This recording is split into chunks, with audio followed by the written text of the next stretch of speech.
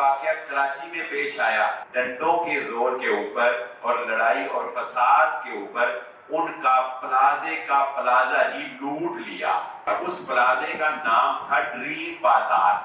عزت وقار نام کی کوئی چیز ہمارے اندر باقی نہیں رہی۔ کیا یہ مسلمانوں کا اخلاقی رویہ ہو سکتا ہے؟ میں اور آپ ہم یہی سوچتے ہیں کہ نہیں یہ خبریں کسی جاہل کے خاندان سے آئی ہیں، بیٹوں نے مل کر باپ کو قتل ہی کر دیا، اس سے آگے کوئی درندگی رہ جاتی ہے؟ خدارا اپنی اولادوں کو دین سکھا دو، اپنی اولادوں کو مسجدوں سے جوڑ لو، اپنی اولادوں کو اس خطبہ جمعہ میں لے کے آؤ، ان کو یہاں بٹھاؤ، دین سکھاؤ، یہاں سے دین ملے گا۔ والدین کے ساتھ احسان کا درس وہ منبر و محراب سے ملے گا۔ قادیانی منافقانہ اخلاق سے متاثر کرتے ہیں، دنیا کا فائدہ اٹھاتے ہوئے ان پر احسان کرتے ہیں کہ ما کان محمد ابا احد من رجالکم، نبی صلی اللہ علیہ وسلم مردوں میں سے کسی کے باپ نہیں ہوں۔ قادیانی جو ہیں وہ آئین پاکستان کے تحت کافر بھی ہیں، تبلیغ بھی نہیں کر سکتے، اشاعت بھی نہیں کر سکتے، کسی قسم کی اور ان کے جو ایکٹیویٹیز ہیں وہ ان کو جو ہے الاؤ نہیں کیا گیا۔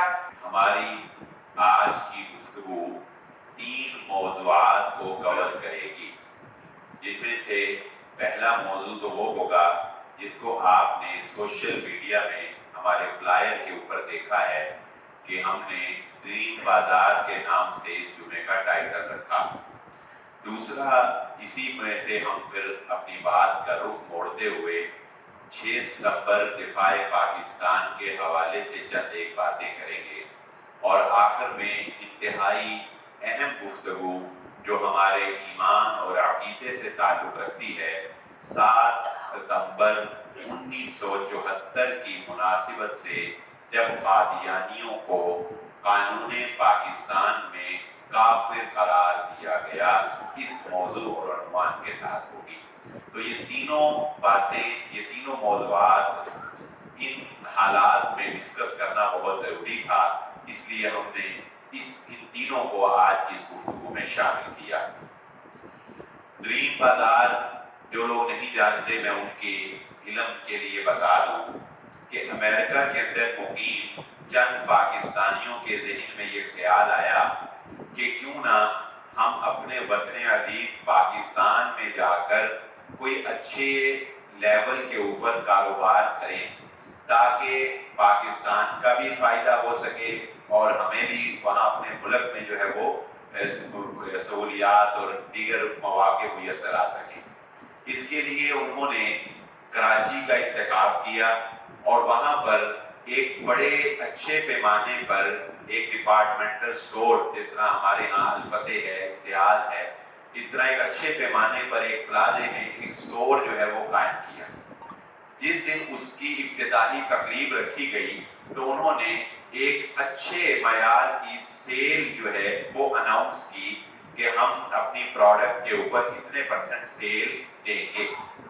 لوگوں نے وہاں سے سیل میں خریداری کرنے کے لیے جب ہجوم اکٹھا ہوا تو اتنی بڑی تعداد کے اندر لوگ جمع ہو گئے کہ سیکیورٹی جو ہے وہ ختم ہو گئی اور لوگوں نے وہاں پر ڈنڈوں کے زور کے اوپر اور لڑائی اور فساد کے اوپر ان کا پلازے کا پلازا ہی لوٹ لیا، یعنی وہ سارا کچھ لوٹ لیا۔ اس پلازے کا نام تھا ڈریم بازار، جس کی مناسبت سے میں نے یہ ٹائٹل جو ہے یہ رکھا تھا۔ اچھا، آپ یہ نہیں کہہ سکتے کہ جی یہ واقعہ کراچی میں پیش آیا، اگر فیصل آباد ہوتا تو شاید فیصل آباد کے لوگ مہذب ہیں اور کراچی کے لوگ جو ہیں وہ اس طرح کے ہیں، نہیں، بلکہ آپ کو یاد ہوگا کہ فیصل آباد کے اندر بھی کوہ نور سٹی میں سفائر کی جب سیل لگی تھی تو وہاں پر مردوں نے گولیاں تک چلا دی۔ ان واقعات سے میں آپ کو بتانا یہ چاہتا ہوں کہ بنیادی طور پر ہم لوگ دنیا کے رسیہ بن چکے ہیں، عزت وقار نام کی کوئی چیز ہمارے اندر باقی نہیں رہی، ہمیں صرف دنیا کی مال، حرص، طمع اور لالچ نے جکڑ لیا ہے۔ ہم بغیر کسی چیز کی پرواہ کیے ہم ہر چیز لوٹنے کے لیے تیار ہیں، بس ہمیں ہاتھ پہنچنے کی ضرورت ہے کہ ہمارا ہاتھ پہنچتا ہو. جس کا ہاتھ پہنچ جائے وہ لوٹنے کے لیے تیار بیٹھا ہے. کیا یہ مسلمانوں کا اخلاقی رویہ ہو سکتا ہے؟ کہاں جا رہے ہیں ہم لوگ؟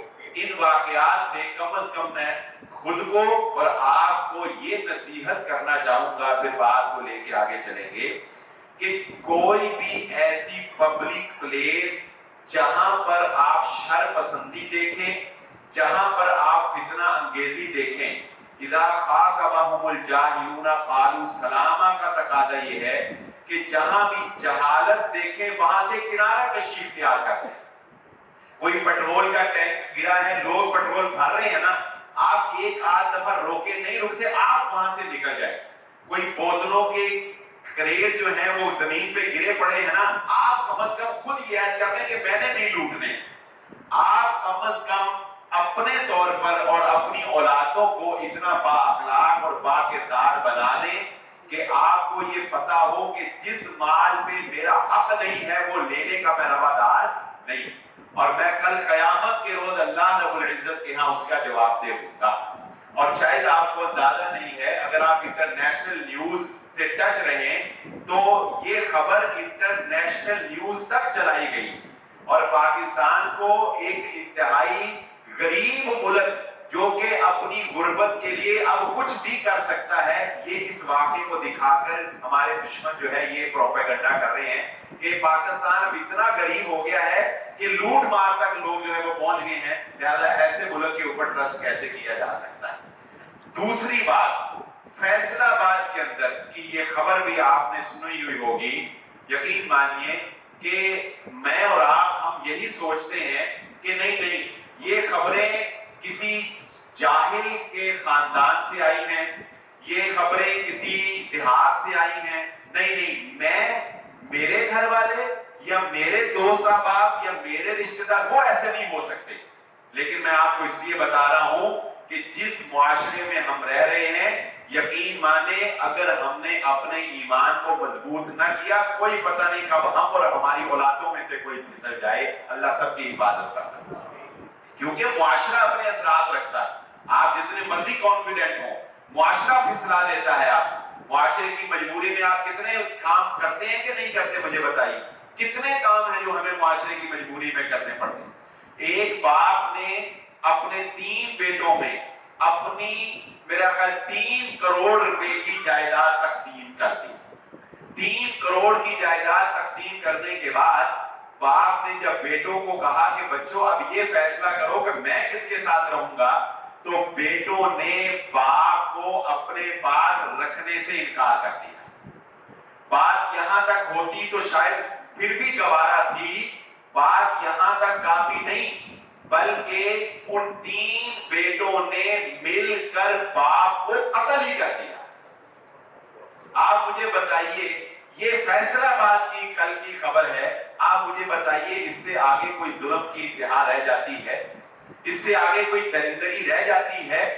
یہ ہمارے ہی اندر اس طرح کے لوگ پائے جاتے ہیں.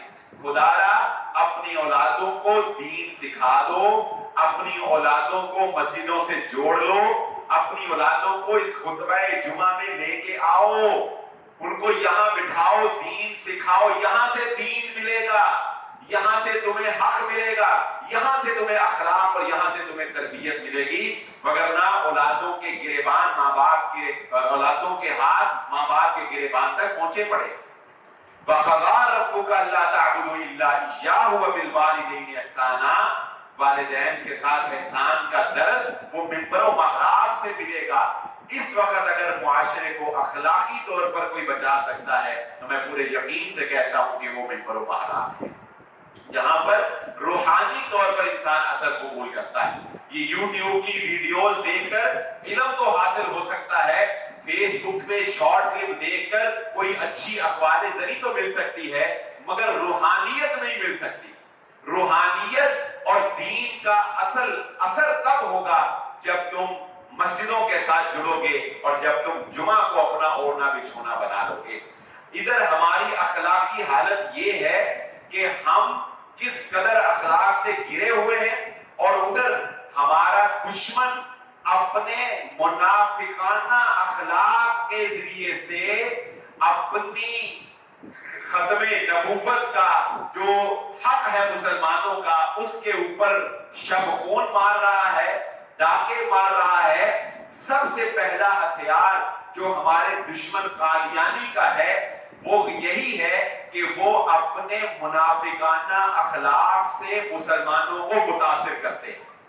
آپ ان کے ہاسپٹل میں رقبے میں چلے جائیں، آپ کسی قادیانی ڈاکٹر سے مل لیں، کسی بزنس مین سے مل لیں، وہ ایسے عاجزی کے ساتھ، ایسے اخلاق کے ساتھ آپ سے پیش آئے گا کہ آپ کو لگے گا کہ دنیا میں اس سے بہتر خیر خواہ میرا کوئی ہو ہی نہیں سکتا، جبکہ یہ اخلاق صرف اور صرف منافقت ہے، اس لیے کہ وہ آپ سے آپ کا ایمان چھین کر آپ کو جہنم میں پہنچانا چاہتا ہے۔ وہ آپ سے مخلص کیسے ہو سکتا ہے؟ اس کا یہ اخلاق جو ہے، اور میں یہاں پر والدین کو نصیحت کرنا چاہوں گا، اگر آپ خود اور اپنے اولاد کو دین اسلام کے بنیادی اصولوں پر پختہ نہیں نہ کرتے تو یقین مانیے ان کے اخلاق سے متاثر ہوئے بغیر انسان رہ ہی سکتا، جتنا کہ وہ اپنے آپ کو بچھا دیتے۔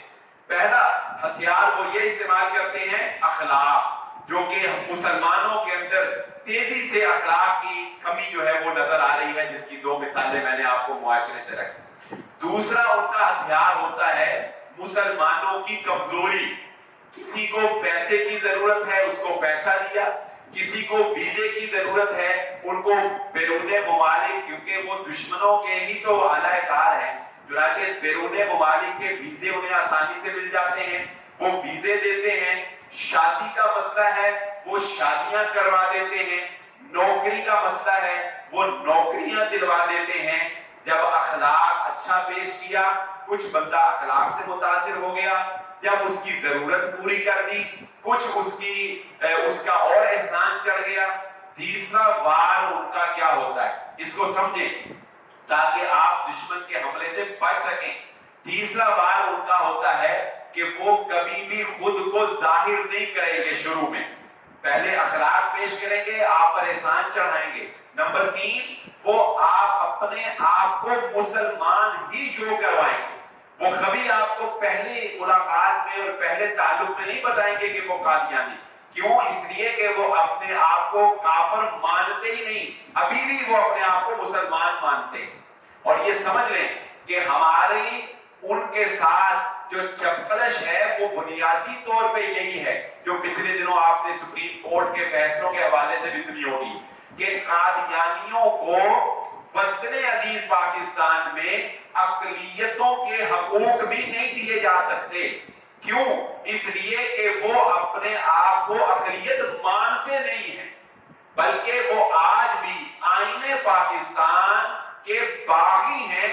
وہ پاکستان کے آئین کو نہیں مانتے، جس آئین پاکستان میں قادیانیوں کو کلیئر طور پر کافر قرار دیا گیا ہے۔ گویا کہ قادیانیوں کا کافر ہونا یہ ہمارے ایمان کا تقاضا بھی ہے۔ ہم مسلمان ہیں اور قرآن و حدیث کی روح سے بھی ہمارا یہ عقیدہ ہے کہ قادیانی کافر ہیں، کیونکہ وہ ختم نبوت پر ایمان نہیں رکھتے، اور پاکستانی ہونے کی حیثیت سے بھی ہم یہ مانتے ہیں کہ قادیانی قانون پاکستان کے بھی مجرم ہیں، پاکستان کے آئین کے باغی ہیں۔ کیوں؟ کیونکہ وہ آئین پاکستان میں جو ان کو کافر قرار دیا گیا ہے، اس آئین کو بھی نہیں مانتے۔ چنانچہ تیسرا جو ان کا وار ہوتا ہے کہ وہ اپنے آپ کو مسلمان شو کر کے آپ کے ساتھ اٹیچ ہوتے ہیں۔ جب وہ یہ دیکھتے ہیں کہ اب بندہ ہمارے کلوز ہو گیا ہے، اور یہ ایک فطری بات ہے، جب آپ کی کسی سے محبت ہو جاتی ہے، جب آپ کا کسی سے انس ہو جاتا ہے اور ایمان کمزور ہوتا ہے، پھر بندہ اس کا مقابلہ اتنی دلیری سے نہیں کر سکتا، پھر بندے میں نرمی آتی۔ کوئی عمر ابن خطاب جیسا ایمان نہیں ہوتا سب کا، لوگ ہم جیسے کمزور الاعتقاد جس کے ساتھ کاروبار کرتے ہیں نا، اس کے ساتھ نرم گوشہ رکھنا پڑتا ہے۔ اس لیے ہم اپنے بھائیوں کو یہ کہتے ہیں کہ حلال و حرام کا مسئلہ ایک طرف، لیکن قادیانیوں کے ساتھ کاروبار کرنے سے بھی اجتناب کرو، قادیانیوں سے کاروبار نہ کرو۔ ایمان کا تقاضا یہ ہے کہ ان سے کاروبار نہ کیا جائے، مبادا کہ تمہارے دل میں ان کے لیے ہمدردی کے جذبات پیدا ہو جائیں، تمہارے دل میں ان کے لیے نرمی کے جذبات پیدا ہو جائیں، اور مبادا کہ کوئی تم بڑا نقصان اپنے لیے یا اپنی اولاد کے لیے کروا بیٹھو۔ ایمان سے بڑی قیمتی چیز دنیا کے اندر اور کوئی نہیں۔ چوتھے نمبر، 3 طریقے سے جب وہ آپ کے کلوز آ گئے، اب چوتھے نمبر پر وہ آپ کو یہ کہیں گے کہ دیکھو ہم محمد الرسول اللہ صلی اللہ علیہ وآلہ وسلم کو مانتے ہیں، ہم ان کا انکار نہیں کرتے۔ آپ کا عام آدمی سوچے گا کہ بھائی یہ تو ہمارے نبی کو بھی مانتے ہیں، جب وہ اس پر بھی تھوڑا نرم گوشہ رکھے گا، پھر آخر میں وہ یہ ڈکلیئر کریں گے کہ آ جاؤ اب ہم تمہیں بتاتے ہیں کہ ہم جس مرزا ملعون کو، ہم جس مرزے کو نبی مانتے ہیں، ہم اس کو مسیح موعود مانتے ہیں، مہدی مانتے ہیں، اور اس کو ہم نبی مانتے ہیں۔ اور اس کو ہم نبی ایسے نہیں مانتے کہ نبی صلی اللہ علیہ وسلم کی نبوت کا انکار کرتے، بلکہ وہ کیا کہتے ہیں؟ وہ کہتے ہیں کہ نبی ہم اس طرح مانتے ہیں کہ نبی صلی اللہ علیہ وآلہ وسلم کے بعد نبی صلی اللہ علیہ وسلم نے ہی غلام احمد قادیانی کو نبی بنایا۔ اور چکر دینے کے لیے یہی آیت جو میں نے آپ کے سامنے پڑھی ہے نا، خاتم النبیین ما کان محمد ابا احد من رجالکم ولکن رسول اللہ وخاتم النبیین، اسی آیت سے وہ آپ کو چکر دے دیں گے آپ کے نوجوان کو۔ وہ کہیں گے دیکھو قرآن کہتا ہے خاتم النبیین، اور خاتم کا مطلب ہوتا ہے مہر، تو نبیوں کی مہر، یعنی محمد صلی اللہ علیہ وسلم نبیوں کی مہر ہے، جس پر نبی صلی اللہ علیہ وسلم مہر لگاتے ہیں وہ بھی نبی ہو جاتا ہے۔ چنانچہ وہ کیا کہیں گے کہ ہمیں ہمارے غلام احمد قادیانی پر محمد صلی اللہ علیہ وسلم نے مہر لگائی۔ تو عام آدمی جس کے پاس بنیادی علم نہیں ہے قرآن کا، جس کے پاس بنیادی علم نہیں ہے سنت کا، وہ متنفر ہوگا۔ پھر اگلا پوائنٹ اور اس سے اہم، یہ ایک بندہ ہے، اس کا انٹرویو مکمل یوٹیوب کے اوپر پڑا ہے، آپ دیکھیں گے، عامر نام کا آپ سرچ کر لیں گے۔ وہ پہلے قادیانی تھا اور اس کے بعد وہ مسلمان ہوا، تو اس نے اپنے انٹرویو میں ایک بڑی اہم بات بتائی۔ اس نے کہا قادیانی جب کسی مسلمان کو قادیانی بنانے لگتے ہیں نا، تو اس کے دماغ میں ایک بہت اہم نقطہ ڈالتے ہیں، اور وہ پتہ ہے کیا ڈالتے ہیں؟ وہ نقطہ یہ ڈالتے ہیں کہ دیکھو مسلمانوں کے علماء یہ تو آپس میں فروعی مسائل میں ایک دوسرے سے اختلاف رکھتے ہیں، تمہیں یہ صحیح بات کیسے بتائیں گے؟ لہذا ہماری کسی بات کی تصدیق کرنے کے لیے تم نے اپنے علماء سے رابطہ نہیں کرنا۔ کیسی بات؟ یعنی کسی کو گمراہ کرنے کے لیے قادیانیوں کا جو سب سے مضبوط ہتھیار ہوتا ہے، آخری بار، وہ کیا ہوتا ہے کہ یہ مسلمانوں کی عوام کو علماء سے متنفر کر دیتے ہیں، علماء سے توڑ دیتے ہیں کہ تم نے یہ جو ہم تمہیں باتیں بتا رہے ہیں، دلائل دے رہے ہیں، یہ اپنے علماء سے جا کے نہیں پوچھتے۔ ایسے ہی جیسے کوئی فراڈیا کسی کے ساتھ فراڈ کرتا ہے نا، تو وہ سب سے پہلے اس کو یہ بتاتا ہے گل کسی کو دسی نا، کہ میں زمین تیرے نام لوا رہے ہیں، ہوں دسنی نہیں، چار تو ملے، میں صرف تو میرا بھرا ہے، میں تیرے نام فیور کرنا، اور نہ کسی کو بیچارہ دستا ہے، نہ کوئی مشورہ ملتا ہے، 4 مہینے بعد پتہ لگتا ہے زمین فراڈ ہو گئی، وہ ویسے ہی قبضہ ختم ہو گیا۔ ایسے ہی ہوتا ہے، یہی قادیانیوں کا فارمولہ ہے۔ جب فراڈ کرتے ہیں تو لوگوں کو ساتھ یہ بھی کہتے ہیں کسی کو جا کے پوچھنے کی لوڑ نہیں، اپنے علماء کو جا کے پوچھنے کی ضرورت نہیں۔ لیکن خاتم النبیین کی نقطے کی بات آتے تو وہ نبی ہو جائیں گی۔ یاد رکھنا کہ اگر آپ اس پر تھوڑی سی بھی سرچ کریں گے تو آپ کو پتہ چل جائے گا کہ خاتم النبیین کا معنی کہ نبی صلی اللہ علیہ وآلہ وسلم وہ ہیں جن پر نبیوں کے سلسلے کا اختتام ہو گیا۔ اور ایک لاجیکلی بات بتا دوں کہ خاتم النبیین ہے، نبیین جو ہے نا یہ جمع ہے نبی کی، نبیین نبی، یعنی خاتم النبیین کا اگر ترجمہ قادیانیوں والا کیا جائے نا کہ نبیوں کی مہر، تو نبیین جمع ہے، اور عربی لغت میں جمع کا لفظ کم از کم بھی 3 کے لیے بولا جاتا ہے۔ واحد کے لیے الگ لفظ ہوتا ہے، 2 کے لیے تسنیہ الگ ہوتا ہے، جمع جب بھی آئے گی کم از کم 3 کے لیے۔ یعنی اس کا مطلب یہ ہوگا کہ नबी नाउज़ बिल्लाह अगर उनका कादियानियों का तर्जुमा माने तो मतलब ये होगा कि नबी सल्लल्लाहु अलैहि वसल्लम के बाद कम से कम 3 लोग ऐसे जरूर आएंगे जिनको नबी सल्लल्लाहु अलैहि वसल्लम नबी की मोहर देंगे, क्योंकि नबीयीन जमा है ना, 3 तो कम से कम आएंगे। तो मिर्जा गुलाम अहमद कादियानी से पूछोगे वो 2 दूसरे फिर कौन है, तो वो कभी भी मानने के लिए तैयार नहीं। तो झूठ झूठ ही होता है, वो बाहर हाथ पकड़ा जाता है। और फिर अल्लाह रब्बुल इज्जत ने कुरान मजीद में जो इब्तिदाई आयात जो हमारे ईमान से ताल्लुक रखती, अल्लज़ीना युमिनूना बिल गैबि व युकीमूना अस्सलाता व मिम्मा रज़क़नाहुम युनफिकून वल्लज़ीना युमिनूना बिमा उनज़िला इलैका वमा उनज़िला मिन क़ब्लिक।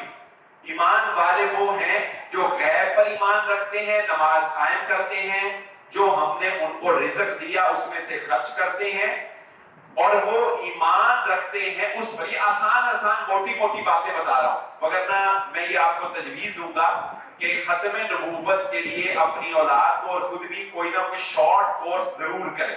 मुख्तलिफ मसाजिद में कोर्सेज करवाए जाते हैं, मुख्तलिफ कुतुब तकसीम की जाती हैं, इस पर कोई शॉर्ट कोर्स जरूर करें।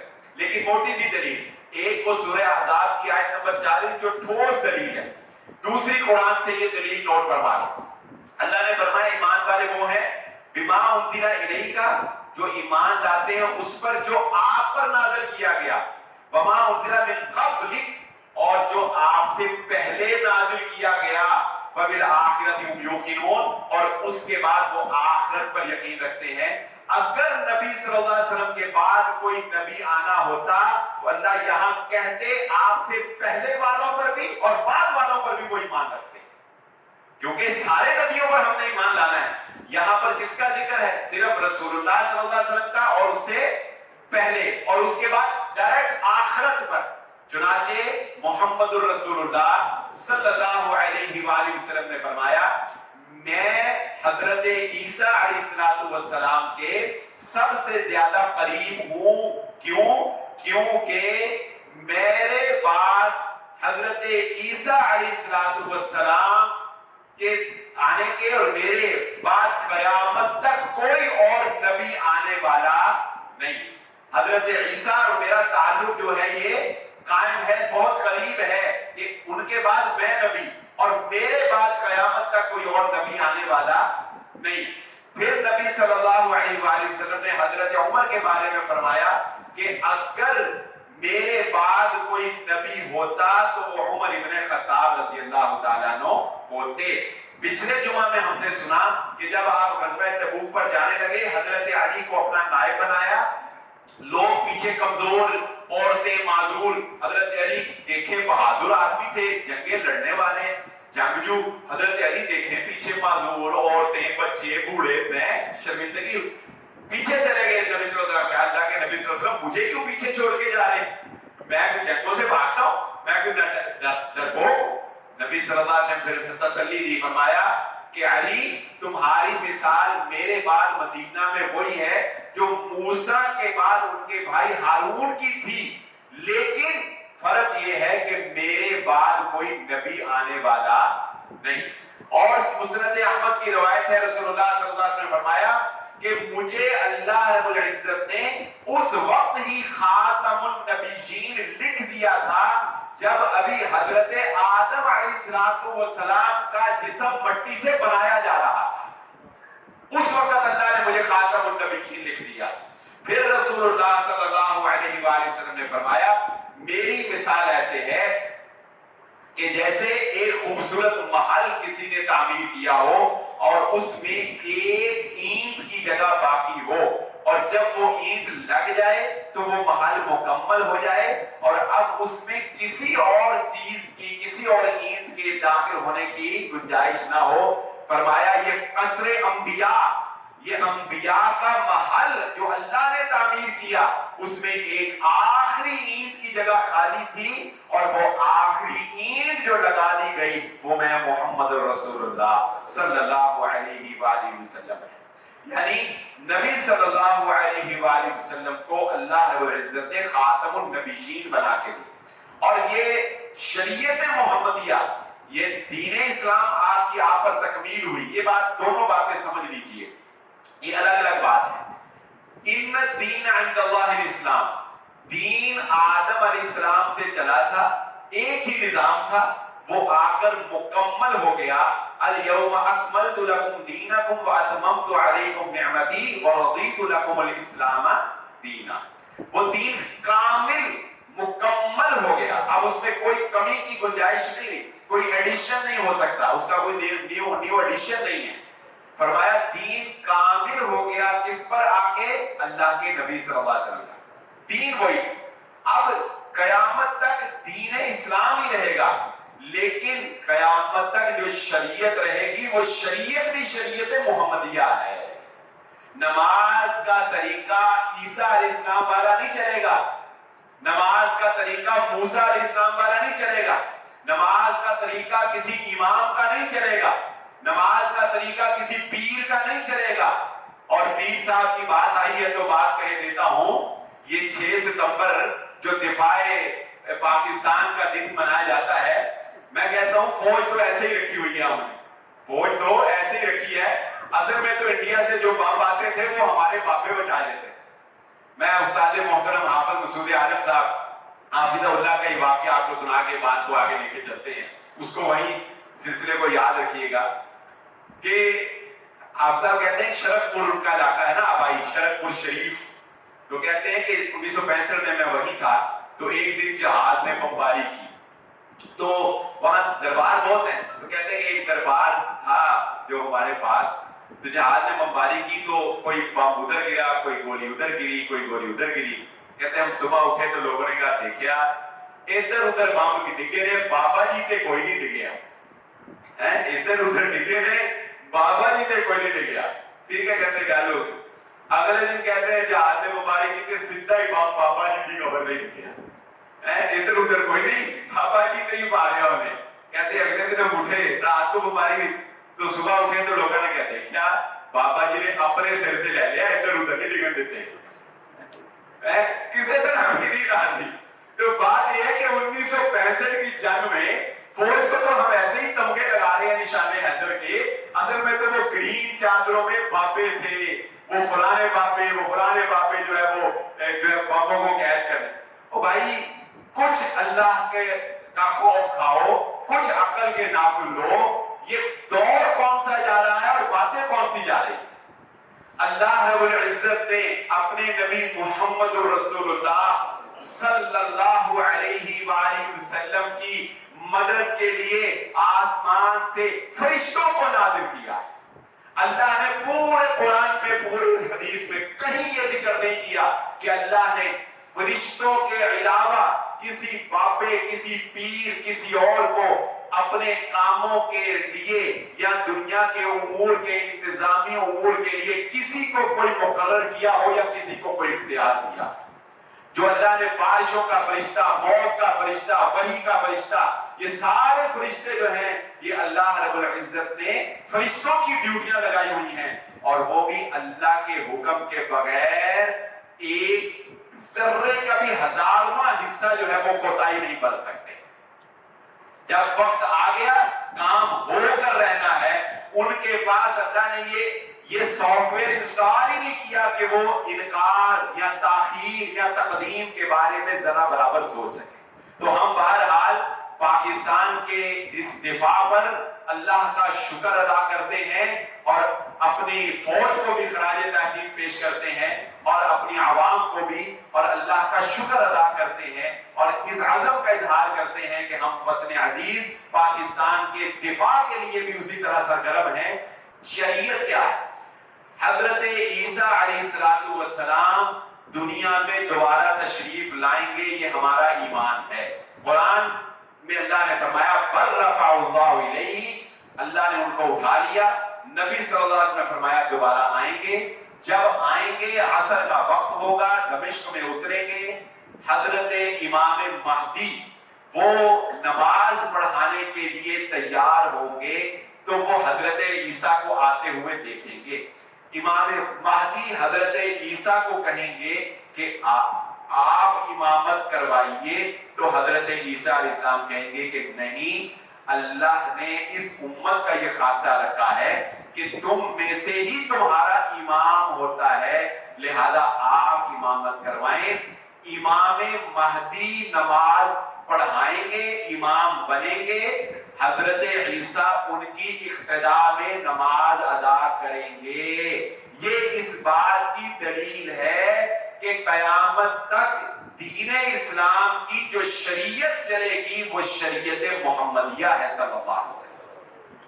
اللہ کے نبی صلی اللہ علیہ وسلم نے فرمایا حضرت موسیٰ علیہ السلام اگر دوبارہ زندہ ہو کر آ جائیں، حضرت موسیٰ علیہ السلام اگر دوبارہ زندہ ہو کر آ جائیں تو ان کی نجات بھی ممکن نہیں ہے جب تک وہ شریعت محمدیہ صلی اللہ علیہ وسلم کو فالو کرنے والے نہیں بن جاتے۔ اس لیے اس بات پر پختہ رہیں، اور ہمارا پیغام، ہم مسلک اہل حدیث کا منہج ہی یہ ہے کہ ہم یہ کہتے ہیں، کمیاں کوتاہیاں اپنی جگہ، لیکن ہم یہ کہتے ہیں کہ دین اللہ کا اور طریقہ محمد الرسول اللہ صلی اللہ علیہ وآلہ وسلم کا۔ جس بندے کی نیت خالص ہے اس معاملے میں کہ وہ اس طریقے کو فالو کرنا چاہتا ہے جو نبی صلی اللہ علیہ وسلم کا طریقہ ہے، تو انشاءاللہ وہ قیامت کے روز کامیاب ہی کامیاب ہے۔ آتے ہیں گفتگو کی طرف۔ قادیانیوں کے بارے میں چند ایک باتیں جاننا ہمارے لیے بہت ضروری ہے۔ نمبر ایک، یہ بات سمجھ لیجئے، قادیانی، یہ پاکستانی قانون کی بات کر رہا ہوں، اس میں کوئی ڈرنے والی بات نہیں ہے۔ یعنی یہ کوئی وہ نہیں ہے کہ آپ کسی ایسے طبقے کے بارے میں بات کر رہے ہیں کہ آپ کہیں گے پتہ نہیں آپ کے خلاف کیا ہو جائے۔ ہم پاکستانی اور پاکستانی قانون کے مطابق بات کر رہے ہیں، اور پاکستانی قانون میں قادیانی نمبر ایک کلیئر کافر ہے۔ قادیانی، مرزا غلام احمد قادیانی کو نبی ماننے والے قادیانی، جن کا دوسرا نام احمدی بھی ہے، یہ سب کافر ہیں۔ نمبر دو، یہ اپنے دین کی تبلیغ نہیں کر سکتے۔ دین کی تبلیغ کرنا ان کے پاکستان کے قانون میں جرم ہے، جس کی سزا عمر قید ہے۔ پاکستانی قانون میں یہ اپنا لٹریچر شائع کر کے لوگوں میں تقسیم نہیں کر سکتے، یہ پاکستانی قانون میں جرم ہے۔ یہ اپنی عبادت گاہوں کو اور دیگر امور کو مسلمانوں کے شعار کے مطابق استعمال نہیں کر سکتے، یہ قانوناً جرم ہے جس پر عمر قید کی سزا ہے۔ یعنی یہ اپنی عبادت گاہوں کو مسجد کا نام نہیں دے سکتے، یہ اپنی کسی بھی اس طرح کی مذہبی چیز کو، جس طرح کہ یہ غلام احمد قادیانی کے اس کمرے کو جس میں وہ ملعون رہتا تھا، اس کو بھی بابرکت قرار دیتے ہیں کہ وحی کے ذریعے سے، لیکن اس کی برکتیں یہ تھی کہ مرنے سے پہلے اس کو دست لگ گئے اور واش روم ہی اس کا مرکز و محور بن گیا، اور پھر اس ملعون کو اللہ رب العزت نے عبرتناک موت واش روم کے اندر اللہ نے اس کو اس کے انجام تک جہنم واصل کر کے لوگوں کو دکھایا کہ میرے نبی کی ختم نبوت پر ڈاکہ ڈالنے والوں کا انجام میں یہ کر کے دکھاتا ہوں۔ حیرانگی ہے ان لوگوں پر، لیکن میں ایک تجربے کی بات آپ کو بتا دوں کہ اور اکثر قادیانی جو مسلمان ہوئے وہ بھی یہ کہتے ہیں کہ مسئلہ صرف یہ ہے کہ لوگوں کی مجبوریوں سے اور لوگوں کی جہالت سے فائدہ اٹھا کر لوگوں کو قادیانی بنایا جاتا ہے۔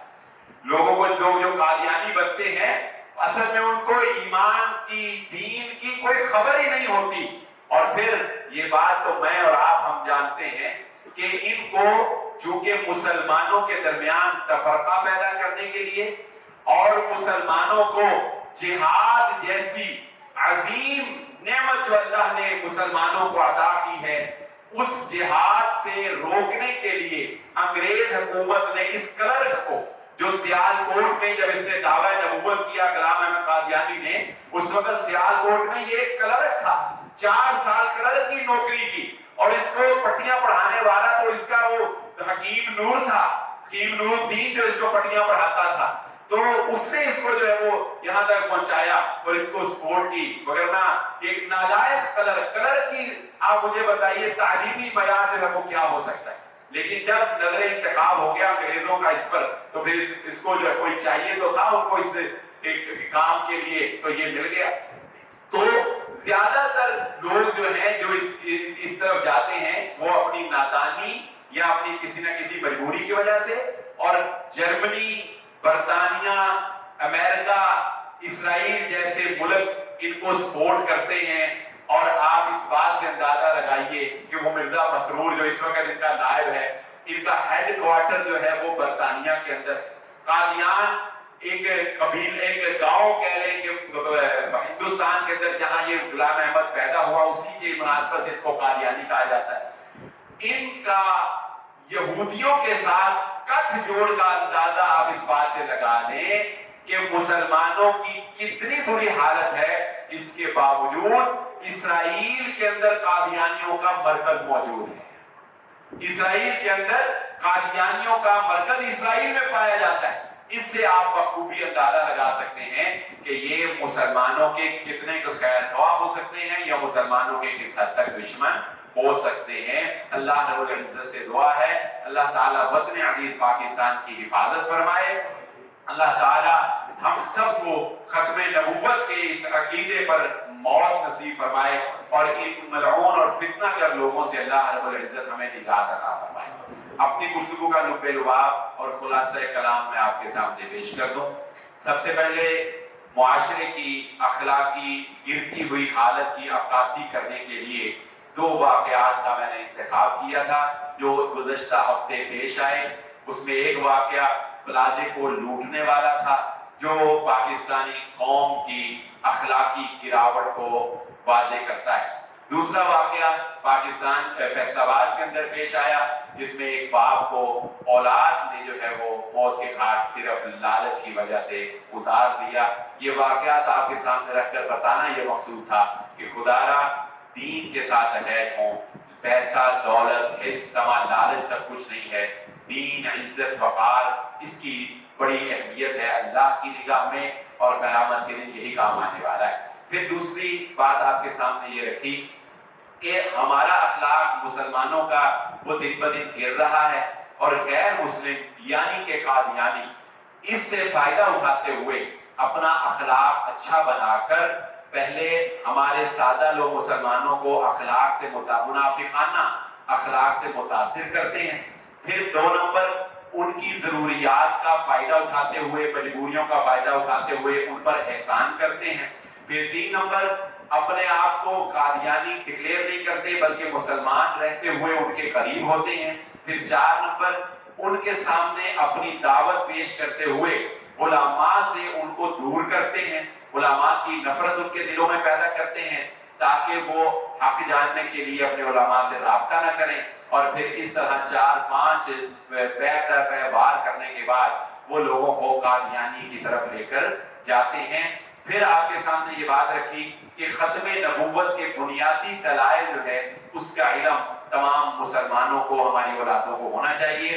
سورۃ الاحزاب کی آیت نمبر 40 ما کان محمد ابا احد من رجالکم، یہ آیت جس میں خاتم النبیین کا لفظ ہے، اور اللہ رب العزت نے اس آیت میں یہ وعدے کیا ہے کہ ما کان محمد ابا احد من رجالکم، نبی صلی اللہ علیہ وسلم مردوں میں سے کسی کے باپ نہیں ہوں گے۔ یہ ایک غم کی خبر ہے، یہ ایک غم ہے نا کہ آپ یہ اس بات کا اعلان ہے کہ آپ کے ہاں اولاد ہوگی، لیکن رجل کا لفظ عربی میں بولا جاتا ہے بالغ کے اوپر، جب بچہ بالغ ہوتا ہے تو اسے مرد کہا جاتا ہے رجل۔